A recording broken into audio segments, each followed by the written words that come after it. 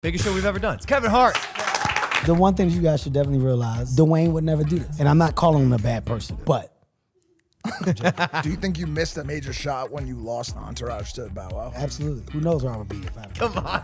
Who knows where you could have been? I thought I was tall, so I got around tall people. My crew was all the same size. I was like, this is good. And then I got around tall people. I was like, oh, shit. Have you heard about men getting 4-inch leg extensions? And then are you considering that? No, it's the stupidest shit We're ever. doing it. Nobody's going to think you had a growth spurt.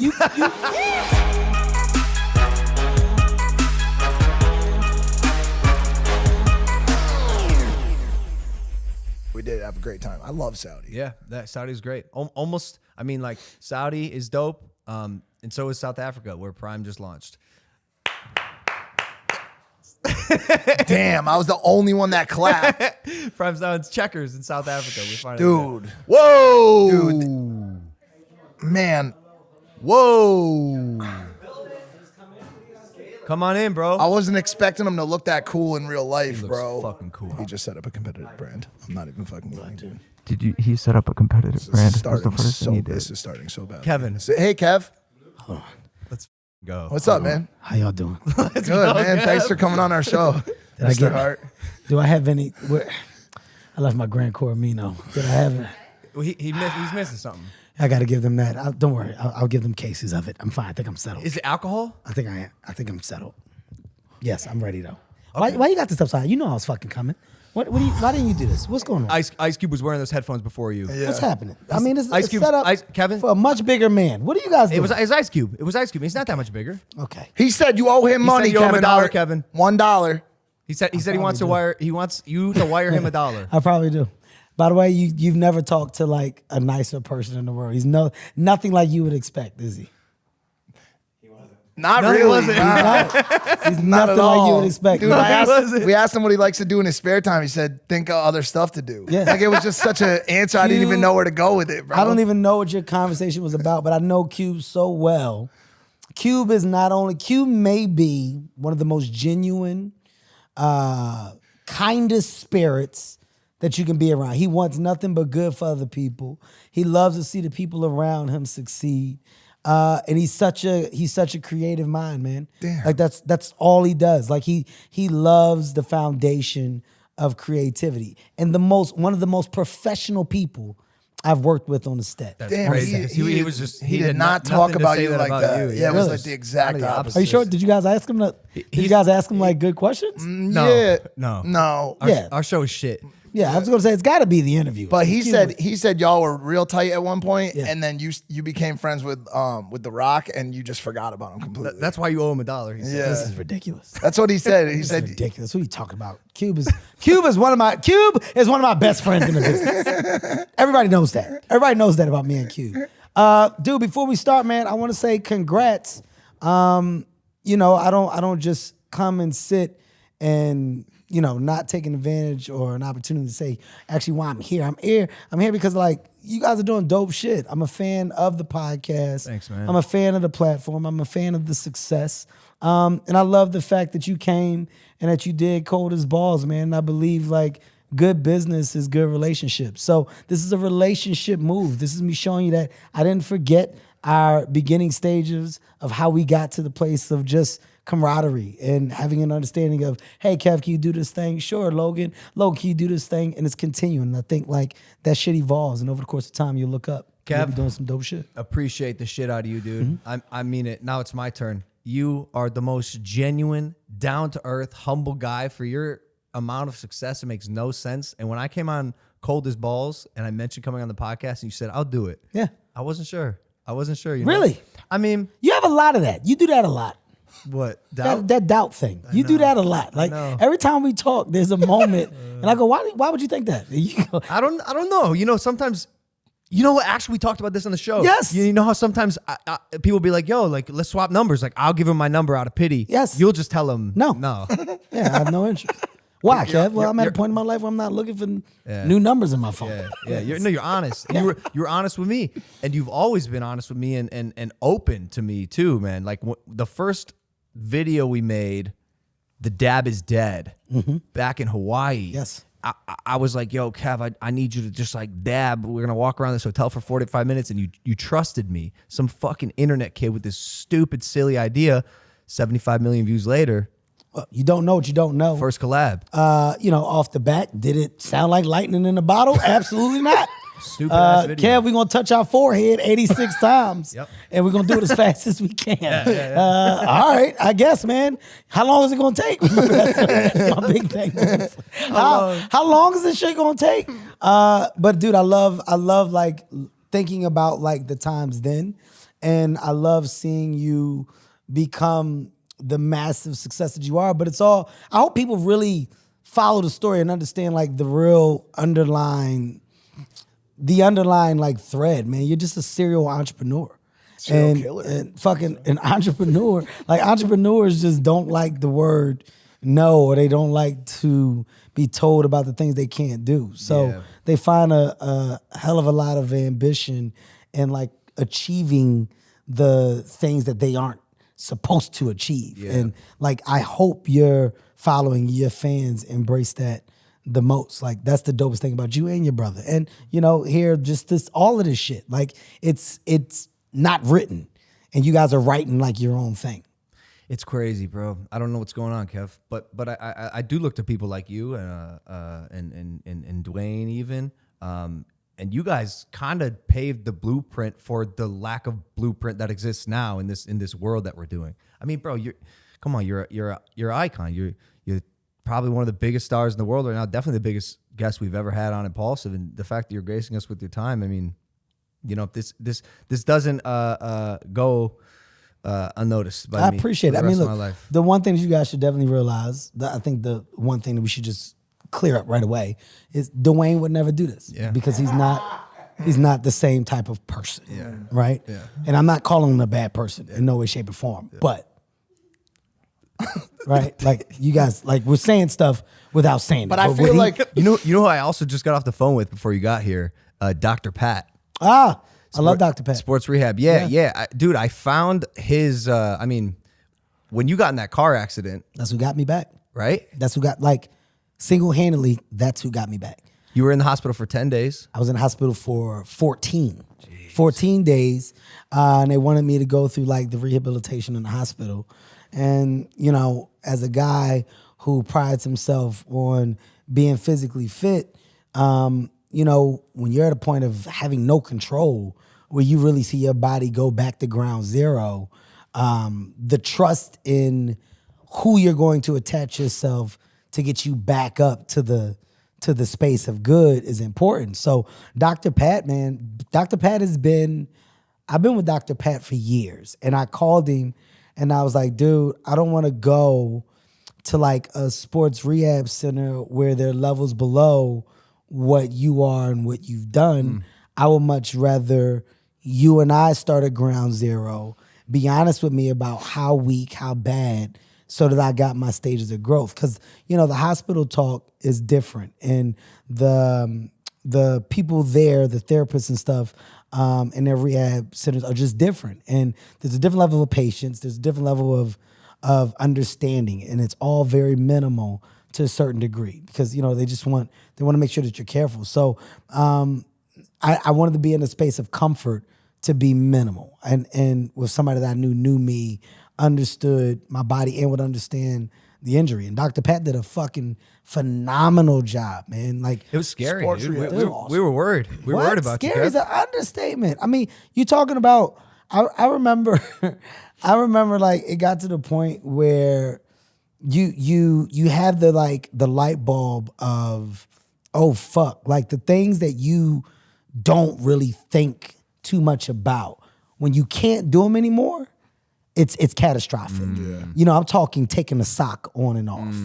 I'm talking about, the putting a belt on or lifting up a bowl or play, like the things that you just do and you have no idea or mindset of how fortunate you are to be able to do them. It's a real fucking shell shock. What's that? Man. What's that saying? A healthy man wishes for a million things, an unhealthy man wishes for just one. One? Yeah. Isn't it crazy how much you take shit for granted until you're laying in that bed, looking at that doctor, looking at that nurse, putting the tubes in you and all that You shit. have never been more. You've never been more accurate. Speaking of which, Jamie Foxx, our thoughts are with him. Absolutely. Crazy situation over the past couple weeks with Jamie's health. Have you heard anything about his situation? I mean, I've heard things, but I wouldn't, I think I'm very fortunate to have the relationship that I have with Jamie and to be able to just check on him and stuff like that. So, they're being tight and for reasons just about where he is because Jamie's always been a private person to a certain degree. But, I think the dope thing is that he's getting better in his situation. And, everybody's prayers, everybody's love, energy, all that stuff is seen and felt. So in this case, man, you just want the guy to get out of the situation he's in and get back home. I don't know the details or the exact details as to what's going on, but to my knowledge is there is a lot of progression and the world of better, man. So, my love, synergy, energy goes out to him. He's needed, he's necessary. I know that he knows that, and I know that he feels that because there's been an outcry and outpour of support in this regard. So I can only hope that it continues. Tragedy sucks, dude. Tragedy sucks, and he's obviously hopefully getting the operations he needs to be back to you did as well. You might want to go to Kevin's next comedy show. Why would you not? He's hilarious. Well, that's good news because today's sponsor is SeatGeek. We love you, SeatGeek. With over 28 million downloads, SeatGeek is the #1 rated ticketing app. There are more than 70,000 events every single day on SeatGeek, including concerts, sports festivals, and more. Kevin's Heartbeat Comedy and Music Festival is going down July in Las Vegas. So peep SeatGeek for the best tickets. They put all the tickets from across the web in one place to make sure you're getting a good deal. Each ticket is graded to make sure you get a good deal. Look for the green dots. Green means good. Red means bad. Every ticket is backed by their buyer guarantee, and SeatGeek is the only site that lets you return your tickets ahead of the event with swaps. And I came through for you guys. We got my code Logan, $20 off tickets at SeatGeek. That's $20 off your first purchase with the promo code Logan. Make sure you click the link in the description to download the app. Now, back to the show, man. Speaking of operation surgery and stuff, have you heard about men getting the 4-inch leg extensions? I have. And then are you considering that? I'm gonna be honest with you, man. I don't know what the fuck is going on. I don't know. In general or just with that specific? No, I just want to what the fuck is going on in general? There's at some point we gotta hold the right people accountable, and it's the doctors at this point. I don't know what you're doing to sell that you can pull all this shit off. I don't understand the confidence and comfort that you have in delivering these messages. All I gotta do is take your fibula and add bone, extend. And I can add bone. Listen, it's easy. When you're saying shit I can open your hips up and I can add. You don't need this bone here. So what I can do, I'm gonna take it from here. I'll put it right here. I can extend. People are doing it. No, it's the stupidest shit People are ever. doing it. You're jeopardizing everything.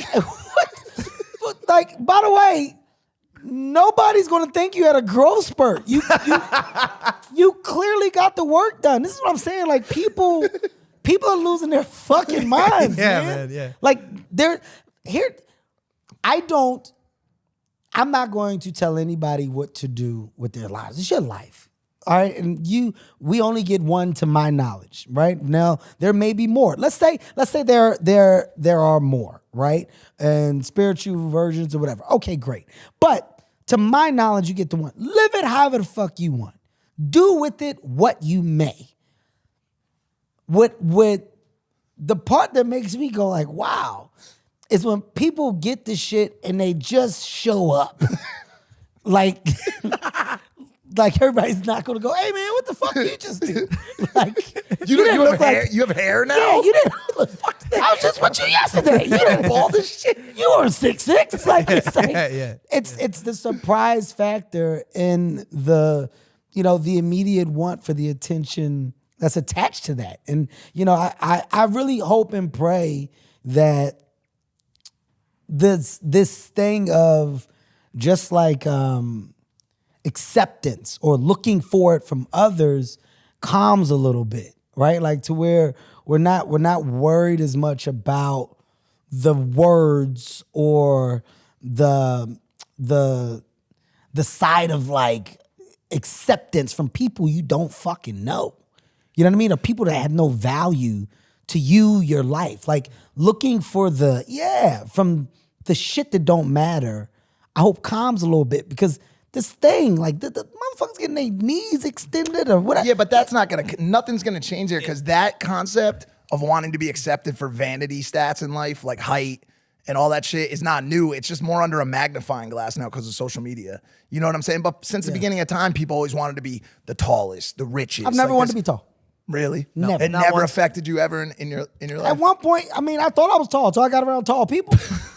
My crew was all the same size. I was like, this is good. Like, we killing it. And then I got around tall people. I was like, oh, shit. Well, this is different. Well, the NBA ain't happening. But I think there's perks and benefits for wherever you are. Like, wherever you sit, stand, there's perks and benefits. What's one of the perks of being like not as? What did you say? The fuck did you just? What did you say? What did you just say?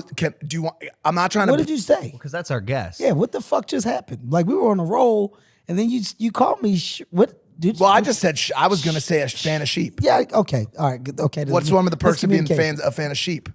The biggest perk, the biggest perk to being a 5'5" male is the clothes. My access to fucking clothes is ridiculous. You could go to Baby Gap and get. Well, that's aggressive. Okay, what you just did is very aggressive. I'm sorry. What you just did. Okay, I'm just talking about the opportunity to be fashionable and have an abundance of choices. It's ridiculous. I love the world of clothes. Do you have a stylist? I do have a stylist. You probably got a Ashley big, North. a big Shouts out ass to team. Ashley North. I have a team. I have a nice team. It takes a village. You don't have a team? For your empire, I mean, you got an empire, dude, and you do so much. Yeah. Do you still consider yourself a comedian first and foremost? It's a fucking good question. Good for you, Logan. I am a comedian first.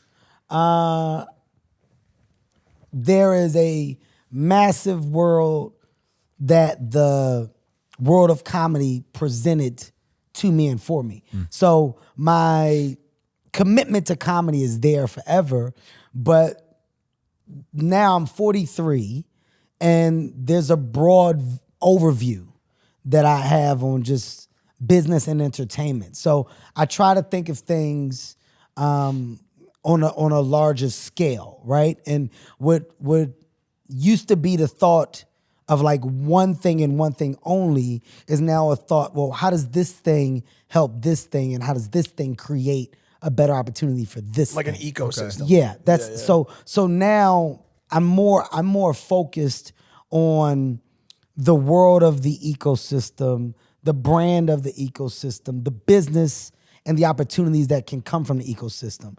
I'm more focused on the team, the corporation, the people that work underneath the corporation's umbrella, the jobs that the corporation are providing for others. Like, see what I'm saying? Like, it's now a thought. That's under the thought. Entertainment mastery. That's where you're it is. You're at your like grandmaster status. It sounds like I'm in the beautiful mind stage where I can see how everything is starting to formulate and go together. Yeah. And it's all about the execution of it.